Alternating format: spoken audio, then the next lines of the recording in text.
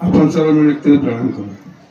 भगवान बाबा हनुमान जी को प्रणाम। महान त्यागी बाबा जिंदे जी को प्रणाम। परमात्मा परम पूज्य परमात्मा एक सेवक मंडळ वर्धमान नगर नागपूरच्या वतीने बाबाच्या आदेशानुसार आजचे हे भव्य सेवक संमेलन मौजा वरंभा झडपच्या या भव्य पटांगणामध्ये या संमेलनाचे आयोजन करण्यात आले। त्यानिमित्त भगवतकाराची चर्चा बैठक या ठिकाणी सुरू आहे। या भगवतकाराच्या चर्चा बैठकीमध्ये स्वयं भगवान बाबा माझी उपस्थित आहे। भगवंताला माझ्या प्रणाम। परमपूज्य परमात्मा एक सेवक मंडळाचे संस्थापक मानव धर्माचे प्रणेते आम्हा सर्वांचे सद्गुरू महातेजी बाबा जिंदूजी उपस्थित आहे। बाबांना माझ्या प्रणाम। बाबांना वेळोवेळी सहकार्य करणारे आम्हा सर्वांना प्रेम देणारे आमच्या सर्वांच्या मातोश्री वारण्यासाठी पुढीकर शब्द उपस्थित आहे। मातोश्रीला माझे प्रणाम। आजच्या कार्यक्रमामध्ये प्रामुख्याने उपस्थित आजच्या कार्यक्रमाचे उद्घाटक परमपूज्य परमात्मा एक सेवक मंडळाचे कोषाध्यक्ष सन्माननीय प्रवीण जिवराडे साहेब। आजच्या कार्यक्रमामध्ये प्रामुख्याने उपस्थित मंडळाचे संचालक सन्माननीय फकराजी जिपकारे साहेब, विठ्ठलरावजी क्षीरसागर साहेब, टीकारामजी भेंडारकर साहेब, संजयजी महाकळकर साहेब यांनी महानतेजी बाबा जिंदूजीचे या ठिकाणी पूजन केले। सुरजजी शिवणकर मार्गदर्शक ढिवळखेडा त्यांना सुद्धा माझ्या प्रणाम। आजच्या या कार्यक्रमामध्ये प्रामुख्याने उपस्थित हिंगणघाट शाखेतील कार्याध्यक्ष सन्माननीय गोविंदराव निखारजी, कुई शाखेतील कार्याध्यक्ष सन्माननीय रवींद्र जोडजी, त्यांचे सर्व सहकारी या मंचावर विराजमान सर्व आदरणीय मार्गदर्शक मंडळी, या ठिकाणी मार्गदर्शन करून गेलेल्या आमच्या अवंतिकाताई लकुवाळे महिला बाल कल्याण माजी सभापती, त्या गावातील प्रथम सरपंच प्रथम नागरी सरपंच महोदया, त्यांचे सर्व सहकारी, उपस्थित समस्त सेवक सेविका आणि बाळगोपाळ या सर्वांना माझे प्रणाम। या ठिकाणी पुष्कळचं मार्गदर्शक या ठिकाणी झाले आहे आणि या कार्यक्रमाचे ज्यांनी आयोजन केलं या कार्यक्रमाचे आयोजक सन्माननीय दौलतजी जांभूळकर मार्गदर्शक घेरा, छत्रपती बोरेकर वरंबा, अमृतजी वंजारी अंबाडी आणि या कार्यक्रमाचे जे सूत्रसंचालन करत आहेत महेंद्र दादा नागेश्वर मोरगरे मार्गदर्शक वडोदा त्यांना सुद्धा माझे प्रणाम। आणि या वरंबा या गावामध्ये आधी या ठिकाणी मार्गदर्शक होते सन्माननीय राजूजी गुरनोले, बरोबर भुरीकर दादा पुढे गेले, पहिले हे राजूजी गुरनोले या ठिकाणी मार्गदर्शक होते। ते भगवंतामध्ये विलीन झाले। त्यांना मी आजच्या या कार्यक्रमाच्या माध्यमातून त्यांना भावपूर्ण श्रद्धांजली अर्पण करतो आहे आणि आपल्या शब्दाने या ठिकाणी सुरुवात करतो आहे।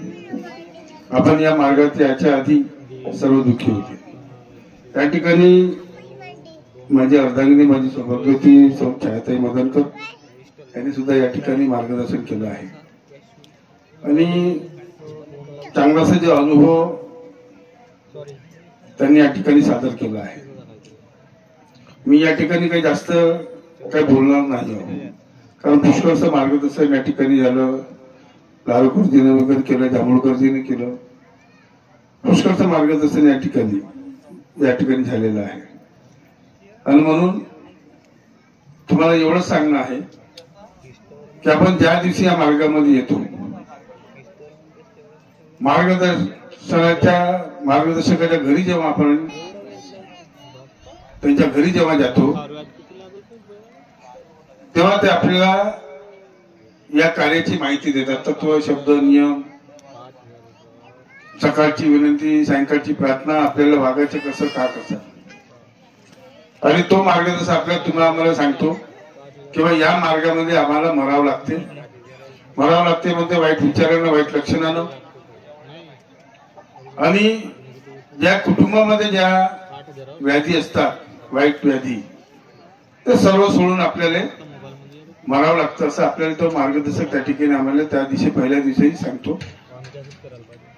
ती आठवण, तो पहिला दिवस जर आम्ही आठवण ठेवून जर आम्ही आपलं जीवन जर जगत राहिलो तर जीवनामध्ये आम्हाला कधीही कुठेही कमी पडणार नाही. हा ही मानते की बाबा जिंदगीची ज्या मार्गामध्ये गवळी आहे. जीवन जगत असताना कम जास्त उतार चढाव या जीवनामध्ये होणार आहे, राहणार आहे. मार्गात आले कोणाला टीबी झाली, कॅन्सर झालं, महाराम झाला, असाध्य रोग झाले, HIV एड्स सुद्धा या ठिकाणी तुमच्या समोर उदाहरण आलं, प्रत्यक्ष रूपामध्ये आलं. परंतु आम्ही तन आणि मन धन या मार्गामध्ये लागत नाही. तन मन जर ठेवून आम्ही ते भगवत कार्य जर केले, बाबाच्या आदेशाचे जर कार्य केले, त्या बाबाचे आदेश, त्या मार्गदर्शक, त्या बाबाच्या आदेशाच्या मंडळाच्या आदेशाचे पालन करून तुम्हाला सांगितलं तर तुम्ही त्याचे जर पालन केलं तर निश्चित 100% तुम्हाला परिपूर्ण तुमच्या परिवारामध्ये समाधान मिळणार आहे. दुःख शरीर आहे, हा दुःख येणार जाणार आहे. आणि म्हणून पहिल्या दिवसाची आठवण प्रत्येक सेवकांनी, प्रत्येक कुटुंबाने, त्या प्रत्येक कुटुंबाने त्या पहिल्या दिवसाची आठवण आपल्या सर्वांनी ठेवणे अत्यंत गरजेचं आहे. आपण नियमावली वाचतो, सर्व काही वाचतो, सकाळची विनंती म्हणतो, बाबांनी दिलेल्या आदेशाचे वेळोवेळी पालन करणे, सायंकाळची प्रार्थना करतो, सायंकाळच्या प्रार्थनेमध्ये सुद्धा आपण म्हणतो की बाबांनी दिलेल्या आदेशाचे वेळोवेळी पालन करतो. आणि माझे म्हणणं एक आहे की आपण बाबांना मानतो, 100% बाबांना मानतो, परंतु बाबांनी दिलेल्या आदेशाला आम्ही मानत नाही. का मानत नाही? जर बाबांच्या आदेशाचे पालन जर आम्ही केलं असतं, बाबांनी सांगितलं की मी गेल्याच्या नंतर मंडळ, मला सांगितलं, आता उराडे साहेब जुने आहे, त्यांचे वडील बी अध्यक्ष होते, तो काळ गेला, ज्यांच्या प्रसंग येणार तसं काळ बदलणार आहे. परंतु परमात्मा समाजाच्या लोकांचे विचार बदलले नाही पाहिजे हे बाबांनी सांगितलं. बाबांना मानतो, बाबाच्या आदेशाचे पालन करत नाही. बाबाच्या आदेशाचे जर तुम्ही जर पालन केलं असतं तर आम्ही काही मार्गदर्शक लोक, काही सेवक लोक सैरा वैरा करून मंडळाच्या व्यतिरिक्त इतर ठिकाणी कुठं गेले नसते. आणि म्हणून नियमावली वाचा, नियमावली पहिले 1 रुपयाची, मग 2 रुपयाची, हळूहळू किमती वाढत गेल्या. आज 10 रुपयाची पुस्तक ते नियमावली आहे. आम्ही फक्त विनंती, प्रार्थना म्हणतो आणि मग ती पाठांतर झाली का आम्ही नियमावली एका कोंडुळ्यामध्ये ठेवून देतो. त्याच्या जीवनामध्ये कधी आम्ही वाचन करत नाही. जर वाचन जर केलं असतं आणि ते ध्येयामध्ये जर उतरवलं असतं तर आम्ही इकडे तिकडे सैरावर पळालो नसतो आणि मंडळाच्या व्यतिरिक्त इकडे तिकडे आम्ही गेलोही नसतो. महान तेगी बाबा जिंदगीनं तुम्हाला आम्हाला सर्वांना बरोबर सांगितलं आहे.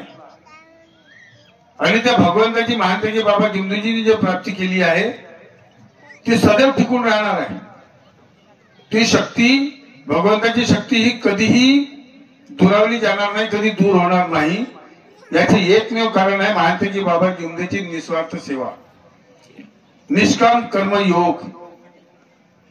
बाबाने निस्वार्थ सेवा केली नसती, निष्कर्म सेवा केली नसती तर आज ही कृपा महान तेगी बाबा जिंदगीची भगवंतात विलीन झाल्याच्या नंतर ही कृपा कधी काम केली नसती.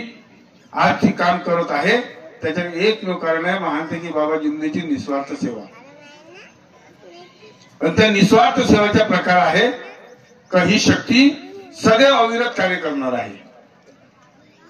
आधी ही महाराष्ट्राची जननी, ही संतांची जननी आहे. महाराष्ट्र ही संतांची जननी आहे. अनेक संत महाराष्ट्रामध्ये जन्माला आले. प्रत्येकाने सांगितलं की देव देवळात नाही, मंदिरामध्ये नाही, तुमच्या आमच्या आत्म्यामध्ये आहे. परंतु आम्ही तो आत्मा समजला नाही, समजून घेतला नाही. परंतु या महाराष्ट्रामध्ये असे संत होऊन गेले महान तेगी बाबा जिंदगीनं की आत्म्यामध्ये परमात्मा कसा वास करतो, भगवान कसा वास करतो, हे महानतेजी बाबा जिमदीजीनं कार्याच्या माध्यमातून आम्हाला लोकांना समजून सांगितलं आहे. पहिलेही सांगितलं होतं अनेक संतांनी, परंतु आम्ही समजू शकलो नाही. आणि महानतेजी बाबा जिमदीजीनं निष्काम सेवा, निस्वार्थ सेवा या जगाच्या पाठीवर तुमची आमची सेवा केली. आणि त्याच्यामुळे एक शब्द आहे निस्वार्थ सेवा, आणि म्हणून ही क्रिया अविरत कार्य करणार आहे. आणि ती आम्ही समजून घेतली आहे. बाबांनी साध्या सोप्या भाषेमध्ये सांगितलं आहे. कुठं कुठं जायची गरज नाही, कोणत्या जंगल खट्टीमध्ये जायची गरज नाही. तुम्ही तुमच्या घरी बसून त्या महानतेजी बाबा जिमदीजीनं जे नियमावली दिलेली आहे त्या नियमावलीच्या सकाळची विनंती, सायंकाळची प्रार्थना, कोणाची आत्मा न दुखाता तुम्ही जर कार्य केले तर जीवनामध्ये कधी तुमच्या केसाला धक्का लागणार नाही. हे महानतेजी बाबा जिमदीजीनं तुम्हाला आम्हा सर्व लोकांना समजून सांगितलं आहे. ही समजण्याची गरज आहे, ही समजण्याची गरज आहे. बाबांनी अनेक लोकांना ह्या सर्व गोष्टी आम्हाला सर्व लोकांना समजून सांगितलेल्या आहे, परंतु आम्ही समजू शकत नाही. आणि जर समजला तर जीवनामध्ये तो कधीही मागे येणार नाही. माझ्या पत्नीनं तुम्हाला संपूर्ण मी नेहमी सांगतो, तिनं तुम्हाला अनुभव सांगितलेला आहे.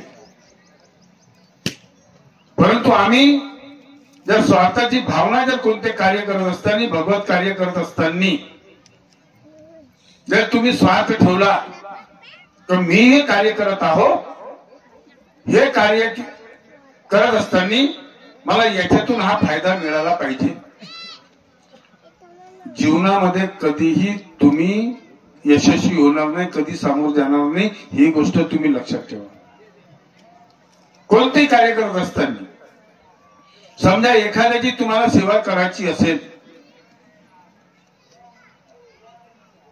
त्यांची काहीतरी मदत करायची असेल, तर ती मदत करत असताना डाव्या हाताच्या उजव्या हाताला सुद्धा स्पर्श झाला नाही पाहिजे, माहीत पडलं नाही पाहिजे, अशा प्रकारचे कार्य तुम्ही आम्ही केलं पाहिजे. बाबांनी तसंच केलं. बाबांनी तुमच्याकडून कोणत्याच प्रकारचा स्वार्थ केला नाही. एखाद्या सेवकांनी किंवा मार्गदर्शकांनी सांगावं की महानतेजी बाबा जिमदीजीनं जेव्हा कार्य दिले तेव्हा आमच्याकडून काहीतरी घेतलं, असं एखाद्याने तरी सांगावं. या जगाच्या या पृथ्वी तलाच्या पाठीवर असा कोणताही सेवक नाही. आणि मग तुम्हाला वेळोवेळी सांगणं राहते मार्गदर्शकाच्या माध्यमातून, सेवक संमेलनाच्या माध्यमातून, तर तुम्ही जे कार्य करत आहात ते कार्य निस्वार्थ भावनेने करा. तुम्ही इथं सेवक संमेलनामध्ये आले, तुम्ही लोक आले, महिला लोक फार कमी या माईकवर बोलत असतात. महिलांना फार कमी या ठिकाणी संधी मिळते. आदरणीय माणसे काय काय लोक की मी गेलो, मी बसलो म्हणजे माझं बोलणं झालं पाहिजे, मला बोलू दिलं पाहिजे, हा सुद्धा स्वार्थ निर्माण होते. आणि तो स्वार्थ मग तुमचा स्वार्थ अहंकारामध्ये बदलतो आणि मग तुमच्यावर हळूहळू वाईट परिणाम होत राहते. आणि तुम्ही त्या भगवत कार्यापासून हळूहळू वंचित होत राहता. लक्षात ठेवा, बाबांनी सांगितलं एक चित्त, एक लक्ष आणि एक भगवान. फक्त तुम्ही तेवढं लक्षात ठेवा. तुम्ही तेवढं जर एक चित्त, एक लक्ष, एक भगवान हे लक्षात ठेवलं आणि तुम्ही तुमची कार्यप्रणाली जर बरोबर जर ठेवली तर तुम्हाला सांगतो जीवनामध्ये तुम्हाला कधीही यश येणार नाही. तुम्ही यशस्वीच व्हा, चाहे मग ते लहान काम असेल किंवा मोठे असेल. आणि कोणत्याही कोणाचे काम करत असताना त्याच्याकडून कोणत्याच प्रकारचा मोबदला घेऊ नये. बाबांनी कधी तुमच्याकडून मोबदला घेतलाय का? कधीच तुमच्याकडून मोबदला घेतला नाही. परंतु असे कित्येक सेवक लोक आहेत. आदरणीय मार्गदर्शक मंडळी, सेवक एकमेकाचे कार्य करत असतात तर स्वार्थ ठेवून कार्य करतात. असे असंख्य उदाहरणं आमच्या जवळ आहे, असंख्य उदाहरणं. मी तुझं काम करून देतो, परंतु माझी ही अपेक्षा आहे, मला या पद्धतीचे कार्य मला पाहिजे. असं स्वार्थ ठेवणारे बी असे कित्येक लोक आहेत. काही काही आहे बोटावर मोडण्यासारखे मार्गदर्शक बी आहेत आणि काही काही सेवक लोक बी आहेत. हा स्वार्थ आला कुठून? बाबा स्वार्थी होते कसे? फक्त त्यांनी या भगवंताची प्राप्ती केली, फक्त आपल्या कुटुंबापुरता केली, तुमच्या करता केली नाही. बाबांचा दुसरा स्वार्थ, त्याला स्वार्थही म्हटलं जाणार नाही. मानते की बाबा जुमनीजीने ज्या भगवंताची प्राप्ती केल्याच्या नंतर फरवरी महिन्याच्या 3ऱ्या पर्वावर मानव धर्माची स्थापना केली की या देशामध्ये, या विश्वामध्ये असे असंख्य लोक आहेत जे तांत्रिक मांत्रिकामुळे भूतबाधा, असंख्य वाईट व्यसनाचे आहारी गेलेले लोक आहेत. त्यांना मुक्त करण्यासाठी महानतेगी बाबा जुमनीजी मानव धर्माची स्थापना करून 1949 पर्यंत ती क्रिया सुरू ठेवली आहे. आज अविरत ती क्रिया सुरू आहे. स्वार्थ काही केला नाही. पण आम्हाला काय करायचं? एखाद्याची मदत करायची असेल, तुम्ही निस्वार्थ भावनेनं करा. कोणती मदत असेल, तुमच्याकडे क्षमता असेल तर मदत करा, आणि नसेल तर सरळ त्यांना सांगून द्या माझ्याशी कार्य जमत नाही. पण कोणाला अपेक्षेमध्ये ठेवू नका, कोणाला डावलण्याचे सुद्धा काम करू नका, कोणाला खाली पाडून आम्ही सामोर जाऊ असे जीवनामध्ये कधी प्रयत्न करू नका. तुम्हाला जीवनामध्ये कधी यश मिळणार नाही. मी तुम्हाला सांगतो आदरणीय मंच, मी 2002 पासून जेव्हापासून मी मार्गामध्ये पदावर बसलो, मी जबरदस्तीनं मला बसवला गेलं. मी ना कधी जीवनात अपेक्षा केली नाही. लोक बिना बोलवल्याने तर स्टेजवर जाऊन बसतात. कोणाला वाईट वाटत असेल, मला काही घेणं देणं नाही आहे. मी सरळ बोलणारा माणूस आहोत.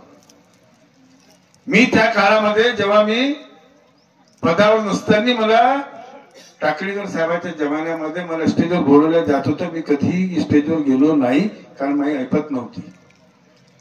मी त्या लायकीच्या समजूती नव्हतो. प्रत्येक कोण कसा आहे हे त्यांनी त्याच्या स्वतःला ओळखावं. मी कोणावर टीका करत नाही, परंतु ज्याचा मान ज्याचा सन्मान आहे त्याच्या मान त्याचा सन्मान त्यांना मिळालाच पाहिजे, यात दुमत नाही. परंतु आम्ही त्याच्या मान सन्मान डावळून आम्ही वरती जाण्याचा प्रयत्न करतो. हे चुकीच्या ह्या मानव धर्माला अशोभने असे कृत्य आहे. मग अशी या ठिकाणी अध्यक्ष म्हणजे कोण? आदरणीय मंच आणि सेवक बांधव, तुम्हाला सांगतो आहे, माझ्यापेक्षा जास्त अनुभव या ठिकाणी लोक आहेत. परंतु जे मी प्रत्यक्ष डोळ्यांनी पाहिलेलं आहे ते तुम्हाला सांगतो आहे. 2013 मध्ये जेव्हा निवडणूक झाली, क्षीरसागर साहेब आमच्या सोबत होते, आता बी आहे, सचिव झाले. जेव्हा निवडणूक सुरू झाली तेव्हा त्या चंद्रपूर जिल्ह्यामध्ये एका मार्गदर्शकाच्या घरी, आमचा एक मार्गदर्शक त्याच्या घरी गेला की साहेब आता निवडणूक आहे, आमच्या मदनकर साहेबाच्या पॅनल आहे, परिवर्तन पॅनल आहे, तुमची आम्हाला मदत लागेल. हे उदाहरण निवडणुकीच्या बाबतीत सांगत नाही आहे, तो अनुभव तुम्हाला सांगतो की प्रथा कशी होती, लोक का मानत होते. आणि मी हे तुम्हाला म्हणत नाही की तुम्ही माना, परंतु जे सत्य आहे ते तुमच्या समोर सांगत आहे. माझे स्वतःचे बी अनुभव सांगत आहे. रात्री 12 वाजेपर्यंत तो आमचा एक मार्गदर्शक दिलीप भोयर साले त्या मार्गदर्शकाच्या घरी गेला. त्यांनी सांगितलं, त्यांनी म्हटलं मंडळाचे जो अध्यक्ष आहे म्हणे तो बाबाच्या ठिकाणी आहे म्हणे. आदरणीय मंच ऐकून घ्या, आज खुला करून घ्या. तुम्ही त्या दिलीप भोयर मार्गदर्शक सालेच्या त्याला फोन करून विचारलं. त्यांनी सांगितलं मला, आम्हाला भूक लागली म्हणे, इथं खा घ्यायचं काहीच नाही आहे म्हणे. त्या दिलीपने म्हटलं, मला दिलीप आता मार्गदर्शक आहे. त्यांनी मला सांगितलं, मी त्याला म्हटलं दिलीप दादा ते जे म्हणत आहे ते खरं बोलत आहे, सत्य बोलत आहे. म्हटलं तुम्ही एकही गैर शब्दाचा वापर त्या ठिकाणी करायचा नाही. तुम्ही तिथून उठा चुपचाप आणि निघा म्हटलं तिथून त्याच्या घरून.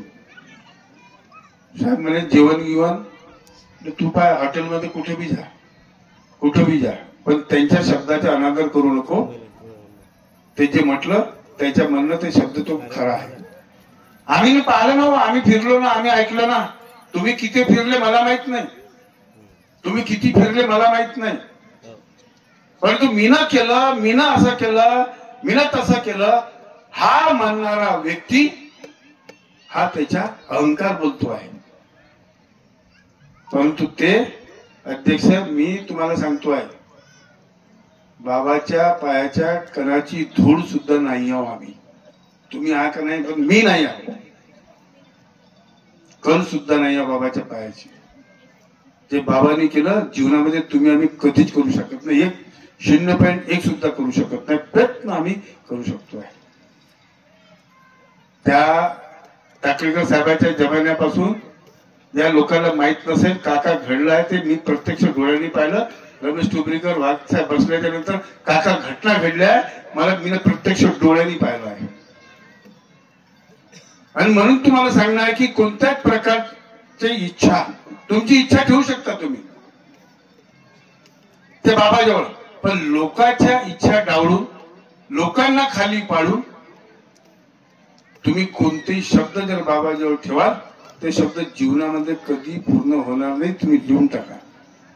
हा माझा अनुभव आहे. तर तुमच्या कुटुंबात असो की बाहेर असो, माझ्या कुटुंबाचा अनुभव सांगतो तुम्हाला. माझ्या मुलाचं शिक्षण झालं एग्रीकल्चर मध्ये, त्याच्या पूर्ण शिक्षण झालं. 2 वर्ष त्या बेसाला होता उमरेठ, 2 वर्ष तो तिथे राहिला. स्वतःचा स्वयंपाक त्यांनी स्वतःच केला. त्यावेळेस मी काय पैशाची कोणतीच कमी नव्हती. त्या भगवंताची त्या बाबाची कृपा. 2 वर्ष तो त्या ठिकाणी राहिला. वेळ आता याचं शिक्षण झालं. आमची निवडणूक म्हणजे मी संचालक याच्यावर होतो. त्याला आमच्या दोघही पती पत्नीचा शब्द होता. पण आपण म्हणतो शब्दही सैतान आहे, शब्दही भगवान आहे. जोपर्यंत तुमच्या कुटुंबामध्ये जेवढे लोक राहणारे लोक आहेत त्या पूर्ण लोकांचे एक शब्द निघत नाही तोपर्यंत तो भगवानही तुमचे कार्य करत नाही. आणि तुम्ही विचार करून घ्या, तुम्ही पाहून टाका. आज इथं 2-4 हजार जे बी लोक असेल ते विचार करा. आम्ही दोघही पती पत्नी त्याला नोकरीसाठी शब्द ठेवत होतो. त्याला नोकरी लागली पाहिजे. फक्त आमच्या होता की नागपुरामध्ये नोकरी झाली पाहिजे. परंतु यश येत होता. चांगले चांगले मॅनेजरचे फोन येत होते मोठमोठ्या कंपनीतून. एका चौकानी म्हटलं सर बोले आप 30,000 रुपये महीने का कमाएंगे. बोले तुम तो ऐसे बहुत पैसे कमाते बोले. तुम काय को ऐसा करते बोले. पण मला त्याच्या ऐकायचं नव्हतं. आम्ही दोघे पती पत्नी विनंती करू भगवंताजवळ की बा याला चांगली नोकरी लागली पाहिजे. काम येत होतं ना बिचकत होतं. मी हिला म्हटलं असं काऊन होते. साऱ्या लोकांचे आपण फोन करतो ना कामं करून टाकतो. आपल्याच कुटुंबामध्ये आपल्याच पुराचं काम होऊन राहिलं असं का. कुठेतरी काही ना काहीतरी आहे. मग एकदा त्याने बसवलं. त्याने विचारलं म्हणून दादा तुला नोकरी करायची आहे का. त्यांनी सरळ म्हटलं पप्पा मला नोकरी करायची नाही म्हणे. मला धंदा करायचा. विषय संपला. मला धंदा करायचा आहे.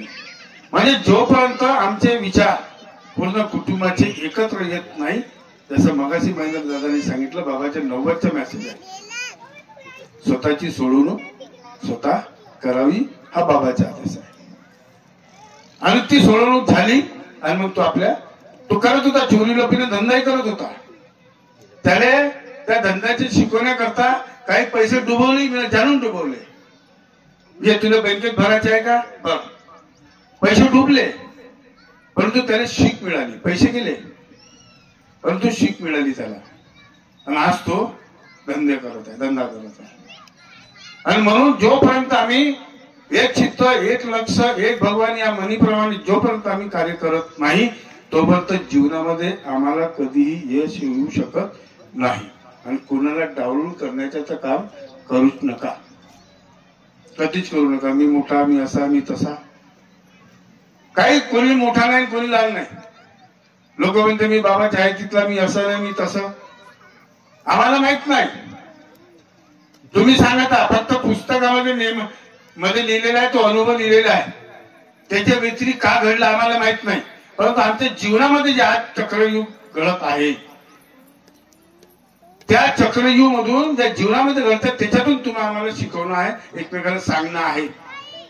नाही तर बाबांनी सांगितलं 40 वर्ष झाली मी सेवकांना शिकवलं, परंतु मी सेवकांना शिकवू शकलो नाही. तर आम्ही कोणीही कोणाला एकमेकाला शिकवू शकत नाही, फक्त आम्ही प्रयत्न करू शकतो. आणि म्हणून महांतकी बाबा जिमदीजन निर्माण केलेल्या संस्थेला आपण सर्वांनी बाबाच्या तत्वशब्द नियमाच्या आणि बाबाच्या आदेशाचे पालन करण्याचे तुम्ही आम्ही सर्वांनी प्रयत्न करावा. 9वं आव्हान होते आदरणीय मंच. आज शब्दाला काही अर्थ नाही आहे. आता कोणीतरी सांगितलं मला 200 लोक त्यांनी बोलवले आदरणीय मंच, आणि गेले किती? 500 लोक. 200 लोकांची व्यवस्था आणि गेले किती?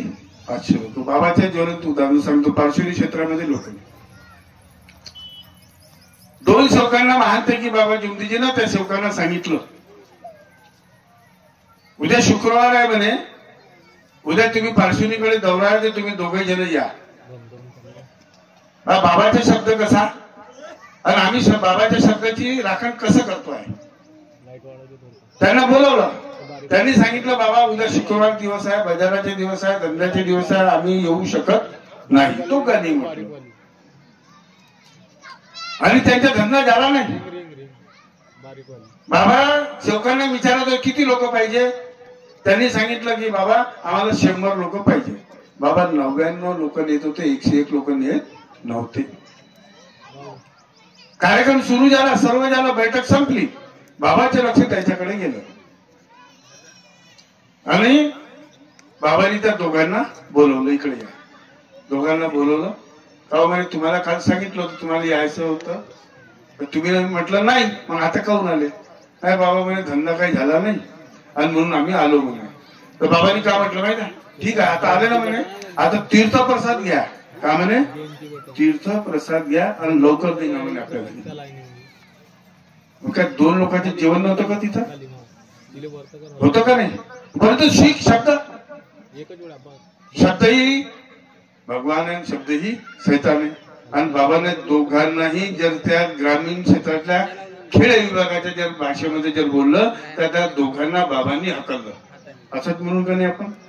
आणि सभ्य शब्दामध्ये जर बोललो तर की नाही, बाबांनी त्यांना म्हटलं की तुम्ही आता तीर्थप्रसाद घ्या निघा. बाबांनी पाठवलं, वापस पाठवलं त्यांना. अरे का 2 लोकांच्या जेवण नव्हतं का तिथं? अरे बाबांनी जर 40 असतं तर 2 नाही, त्या 100 लोकांच्या जीवनामध्ये 200 लोक जेवू शकत होते. एवढे बाबाची शक्ती बाबामध्ये होती, साधारण बाब नाही आहे. आणि बाबांनी त्यांना वापस पाठवलं. आज तर काही शब्दाला नाही. सेवक संमेलन, जनजागृती चालू आहे, राहणार आहे, हा होणारच आहे. जे स्वतः जागले नाही ते लोकांना काय जागवणार आहे? त्या काळामध्ये ठराव घेतले गेले, सर्व काही घेतल्या गेलं, परंतु होऊ शकलं नाही. 200 लोक बोलवते, आम्ही 500 लोक जातो. मग त्या घर मालकांनी करावं का? मग हे शिकायची गरज आहे. हे तुम्हा आम्हा आदरणीय मार्गदर्शक मंडळीला शिकायची गरज आहे. त्यागाचे कार्य होते, त्यागाच्या कार्यामध्ये 200-200, 300 लोक जेवण करतात, नातेवाईक येतात, ऐरपट्टी आणतात. माझ्या इथं आणली ना, माझ्या इथं आणली, मी नको आलं, मग माझ्या इच्छा. तुम्हाला सांगतो, माझ्या पत्नीचा भाटवा खरगोपती आहे. जे आज खरं सांगतोय तुम्हाला, कोराडे साहेबांना बाकीच्या लोकांना माहित आहे, खरगोपती आहे. त्याच्याजवळ किती आहे त्याला स्वतःला माहित नाही. कोणाची स्तुती नाही करत, जे खरं आहे ते. त्या आकड सासूने आणलं. मी म्हणलं हे सब इथं चालत नाही, चला निघा, हे इथं चालत नाही. माझी सासू म्हणे आजी ते कधी आणत नाही म्हणे, आणि तुम्ही मला त्याचे अपमान करता का? मला काही घेणं नाही म्हणलं, मला काही घेणं नाही. आज तुमच्या इथं आल्याच्या नंतर तुम्ही ऐरपट्टी घेता. मग त्या आव्हानाला महत्व काय राहिलं? त्या आव्हानाला महत्व काय राहिलं? 9वे आव्हान होते. 9व्या आव्हानामध्ये मी ना प्रत्यक्ष पाहिलं, ते अनुभव सांगतोय. सौंदर्य मध्ये त्या भवनाचे उद्घाटन होतं. 5 का 7 9 आव्हानं होते. त्या 9व्या आव्हानामध्ये त्या बाबाची आईची प्रतिमा, त्याला बुक्का वगैरे तो त्याच्या घरमालकाचा अधिकार आहे. मीन 96 पासून कधी मीन हे पाहिलं नाही की 9व्या आव्हानामध्ये जो भी पदाधिकारी असेल, मार्गदर्शक असेल, जो भी असेल, त्या बैठकीचे अध्यक्ष बनला असेल, त्याच्या कधी गुलदस्त्याने किंवा गुलाबाच्या फुलाने कधी स्वागत केलं पाहिलं नाही. परंतु स्वागत होत आहे आज. आम्ही ही दिशा कुठं नेत आहोत. आणि महानताजी बाबा जुमदेजी आणि मातोश्री वाराणसी टोपलीकर याच्या व्यक्तिगत फोटोला सुद्धा हार घातल्या जाते. आज ही कंडिशन आहे. आणि आमच्यासारखे म्हणतो जुने लोक, पदाधिकारी लोक, ते हार सुद्धा किंवा गुलदस्ता किंवा गुलाबाचे फुल सुद्धा स्वीकार करत असतात. संगळमध्ये आम्ही तिथून निघालो. आमच्या पदाधिकारी होते, त्याचे स्वागत झालं, सर्व फुलं होते. मी जाताबरोबर माझे स्वागत केलं. म्हणलं चालणार नाही असं. आम्हाला कुठंतरी मर्यादा आहे. बाबांनी जिवंत असेपर्यंत कधीही व्यक्तिगत हार स्वीकार केला नाही. मग महानतेगी बाबा जिमदीजी भगवंतामध्ये विलीन झाल्याच्या नंतर आम्ही महानतेगी बाबा जिमदीजी या शब्दाला बाबांना कलंकित करण्याचे काम कसं करत आहोत याच्याकडे आदरणीय मार्गदर्शक मंडळी सेवकांनी लक्ष द्यायचे. काही गरज नाही हो. मी तुमच्या इथे 9व्या आव्हानामध्ये आलो, कधी गुलाबाच्या फुलाने कधी स्वागत करण्याची गरज नाही. बुक्काच्या टीका लावा, टाळ्या वाजून स्वागत करता, विषय खतम करा. आम्ही बोलतो आणि म्हणून लोकांना ते गोष्टी जी आहे. आम्ही बाबाच्या शब्दाचा अनादर करत आहोत आणि म्हणून ते सुद्धा आपण करू नये. या ठिकाणी बोलायचं खूप होतं. अरुण भाऊने मी म्हटलं 14 एकर, तुम्ही 12.5 एकर म्हटली होती. अरुण भाऊ, ते तुम्हाला सांगतो ती खरी वास्तविक पाहता 14.5 होती.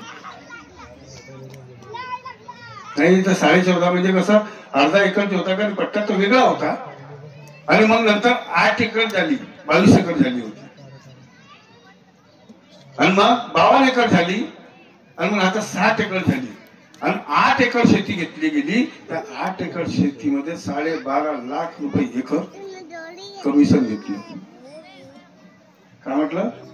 आदरणीय डभा कापगतेजी, लोक कसे बोलतात हो? जिभेला हार नाही आहे.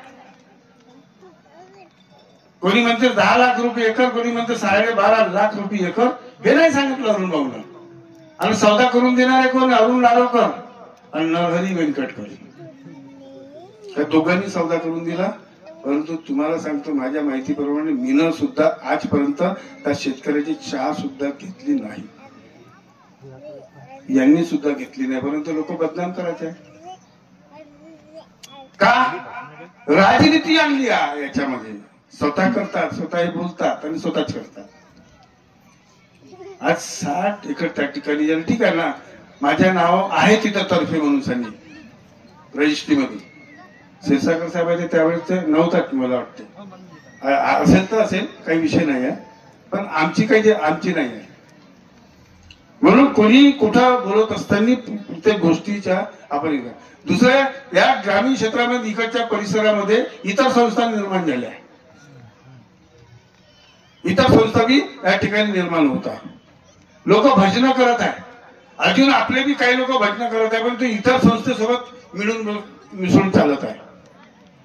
जे लोक मंडळाच्या विरोधात गेले, मंडळ सोडला, तुमचे नातेगोते असेल तो त्याच्या परिणाम. परंतु जर मंडळाचे जर कार्य आहे, मंडळाचे जर आहे, तशा लोकांशी आम्ही संपर्कामध्ये राहून बाबाचे जर तुम्ही करत आहात तर बाबाच्या आदेशाचे उल्लंघन करत आहात, ही गोष्ट तुम्ही लक्षात ठेवा. आणि म्हणून त्या किती तुमच्या जवळचा नातेवाईक असेल तरी तो दुसऱ्या संस्थेशी जुळला असेल तर त्याच्याशी अजिबात जुळून घेऊ नका. तो नियमावलीमध्ये नियम लिहिला, तो मीनं तयार केला नाहीये. वाघसाहेबाच्या काळामध्ये तो लिहिलेला तो नियम आहे. आणि म्हणून इतर संस्था जो आहे त्याला कारणीभूत कोण आहे हो? आदरणीय एक मार्गदर्शक आहे. त्याच्या पाठीमागे 100 सेवक आहे. तो मार्गदर्शक त्याच्या माझ्या किंवा अजून कोणत्या पदाधिकारीशी जमणार नाही, तर तो आपली दुकानदारी वेगळी करते. आणि त्याच्या पाठीमागे आमचे हे 100 लोक सेवक लोक आहे ना, त्याच्या पाठीमागे जाते, त्याच्या पाठीमागे जाते, त्याची छाती चौडी करते. मार्गदर्शक म्हणजे भगवान, मार्गदर्शक म्हणजे आमचा बाबा, मार्गदर्शक म्हणजे आमचा गुरु, मार्गदर्शक म्हणजे आमचा बाप. माना तुम्ही, बिलकुल माना. परंतु मंडळाच्या आदेशाच्या विरुद्ध जात असेल, कार्याच्या विरुद्ध जात असेल, त्याला मानण्याची गरज नाही. तुमच्या केसाला धक्का लागणार नाही. मी माझी अनुभव तुम्हाला सांगतो की मी ना माझ्या मार्गदर्शकाच्या साध्या कार्यामध्ये त्याच्या कार्याचा विरोध केला, त्याच्या कार्याचा विरोध केला. आणि आदरणीय तुम्हालाही मी सांगतोय, त्याचे जर कार्य जर चुकीचे असेल तर बिलकुल त्यांना समजावून सांगा, पहिले समजावून सांगा असं असं आहे.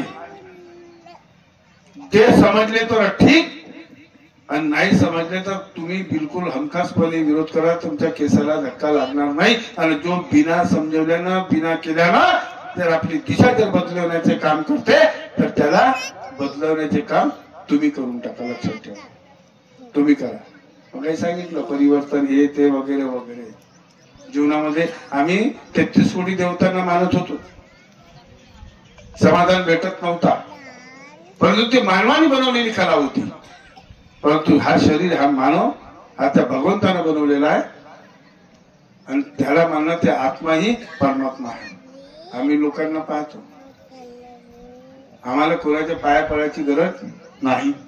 त्या कितीही मोठं काम असेल, बाबांनी सांगितलं कोणाच्या एकमेकाच्या पाया पडणं म्हणजे भगवंताचा अपमान करणं आहे.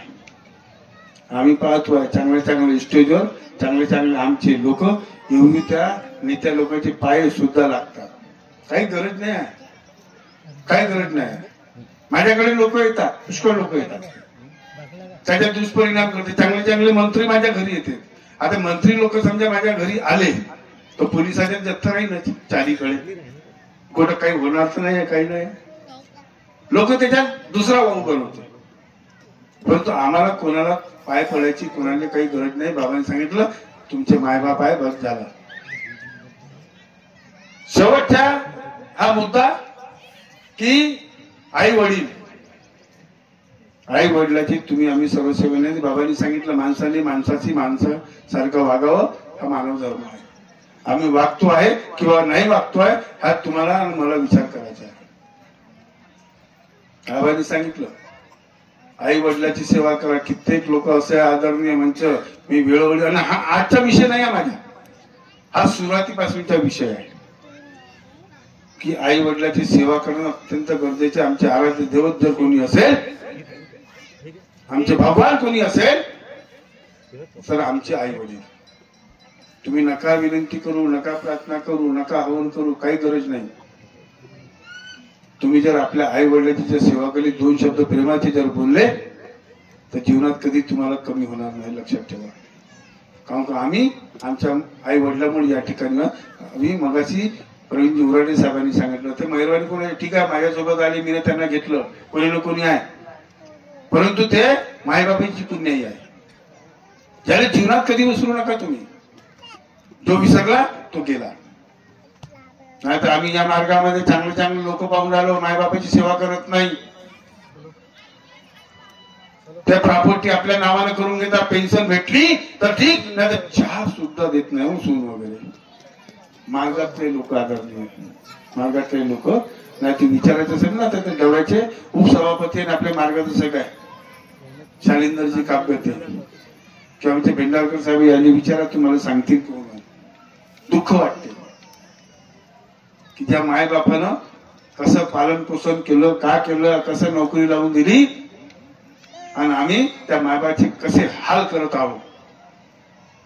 जे तुम्ही करत आहात त्याच्यापेक्षा जास्त काही पटानं तुमचे सुद्धा हाल होणार आहे, हे लक्षात ठेवा. आणि म्हणून आई वडिलांची सेवा करा आणि सुनना सासू सासऱ्याची सेवा करा. त्या सुनना त्या सासू सासऱ्याला आई वडिलाचा दर्जा द्यावा आणि त्या सुन त्या सासूनं आणि त्या सासऱ्यानं त्या सुनेला मुलीचा दर्जा द्यावा, तेव्हा तुमच्या कुटुंब समोर जाणार आहे. गर्भ लिंग परीक्षण करू नका. मुलींची गर्भामध्ये हत्या करू नका. मुलींची हत्या करणं, गर्भामध्ये हत्या करणं हा गुन्हा आहे, हा पाप आहे. आज मुलीची संख्या 75% आहे. कालांतरानं जर अशी मुलीची संख्या जर कमी प्रमाणामध्ये जर झाली, आमच्या नातवंडांनी लग्न कोणाशी करा हा प्रश्न आमच्या समोर विचारणार आहे. आणि म्हणून कोणीही गर्भ परीक्षण करू नका. गर्भामध्ये मुलींची हत्या करू नका. महिलांवर अत्याचार करू नका. ज्यांनी महिलांवर अत्याचार केला त्यांनी हे समजावं का त्यांनी आपल्या मायबापावर अत्याचार केला, आपल्या भगवंतावर अत्याचार केला, लक्षात ठेवा. मग तिसरा, खर्रा गुटखा खाणं, विडी सिगारेट पिणं हळूहळू बंद करा. हळूहळू बंद करा. नाही तर आपण सेवक तो खातातच, आपण सुद्धा खात आहात. आणि दुसरा जेव्हा चर्चा बैठकीची सुरुवात होते, आदरणीय मंचकावर कोणत्याही मार्गदर्शकांना किंवा पदाधिकाऱ्यांना खर्रा खाऊन या ठिकाणी बसू नये. आणि इकडेही सुद्धा सेवकांनी सुद्धा खर्रा उर्रा खाऊन या ठिकाणी बसू नये. प्रण करा, त्याग करा, त्याग. हळूहळू बंद करा. मी तुम्हाला सांगतोय, मी केलं म्हणून सांगतो तुम्हाला. नाही तर गाडीतले बसणाऱ्या लोकांना विचारा.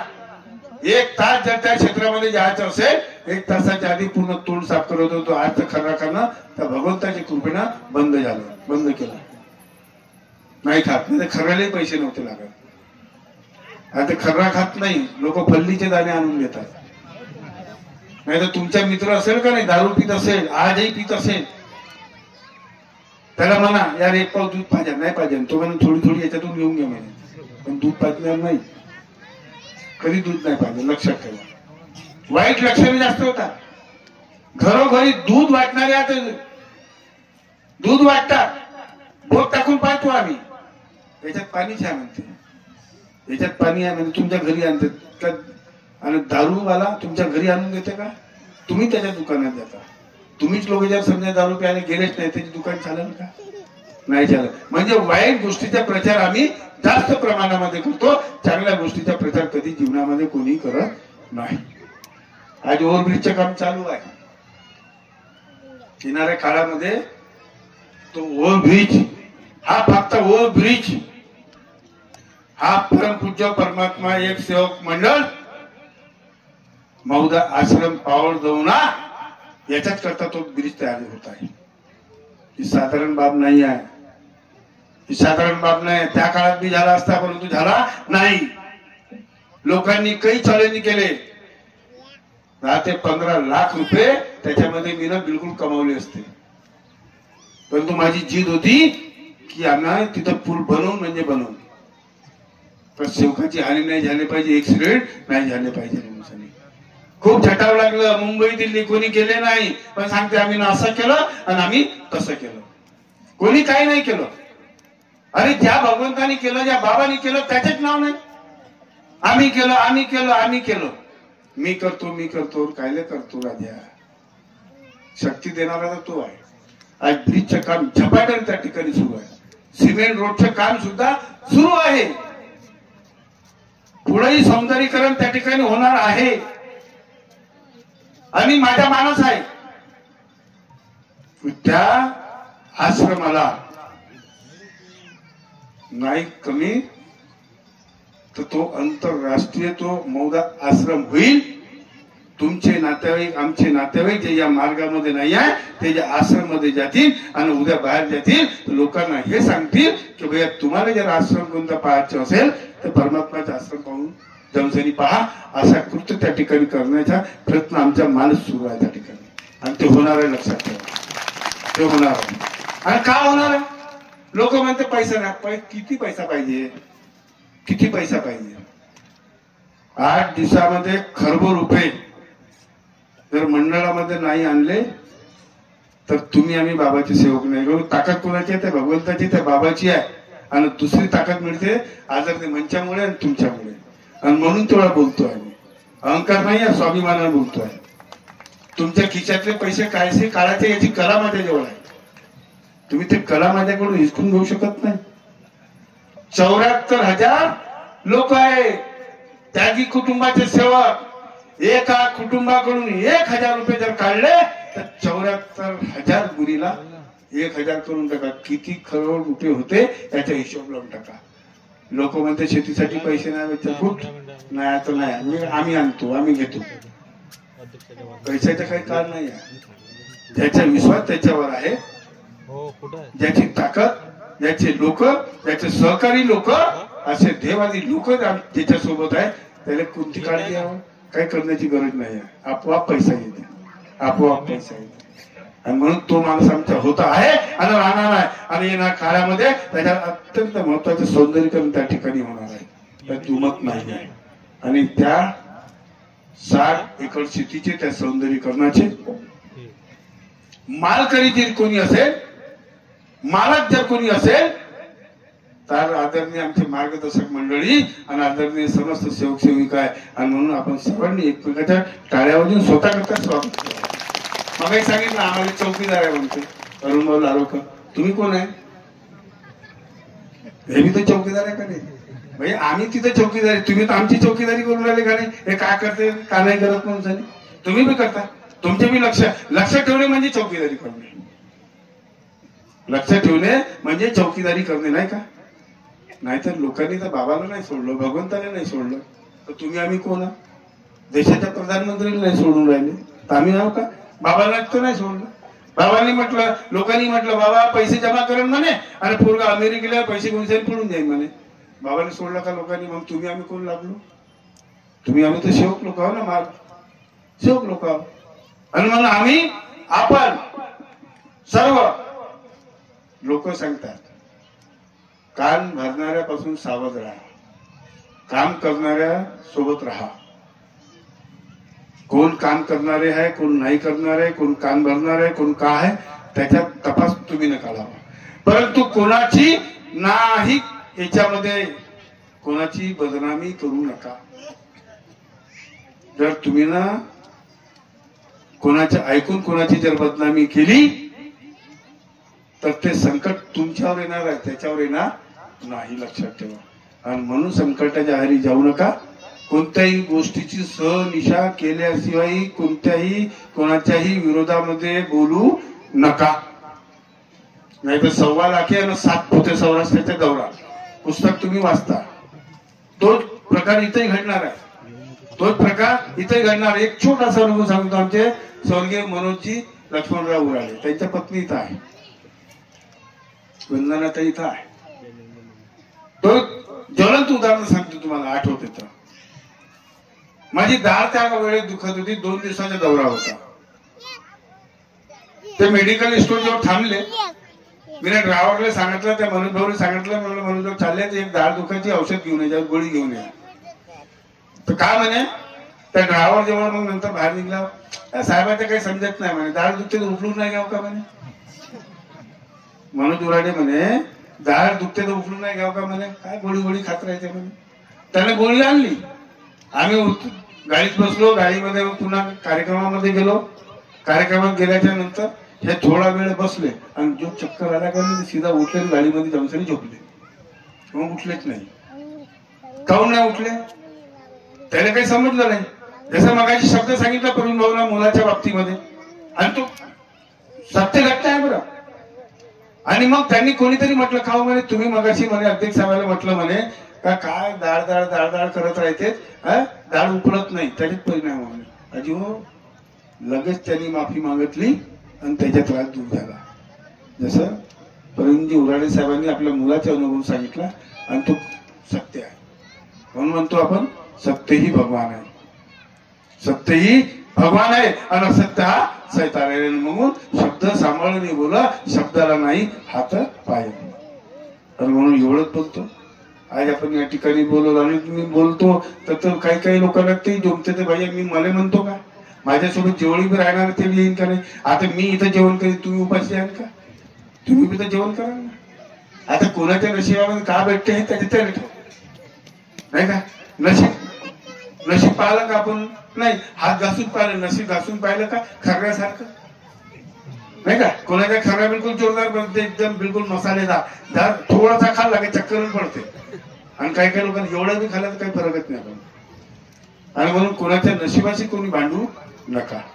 बाबांनी दिलेल्या तत्वशब्द नियमाने वागण्याचा प्रयत्न करा. तुम्ही बी करा, मीही करीन. आणि आपण असेच कार्यक्रम दरवर्षीप्रमाणे तिन्ही मार्गदर्शक मिळून एक एक गावामध्ये दरवर्षी घ्यावं. आम्हाला बोलवण्याच्या आपण सर्वांनी बोलवावं अशी अपेक्षा बाळगतो. आणि आपल्या शब्दाला या ठिकाणी विराम देतो. धन्यवाद. सर्वांना माझा नमस्कार.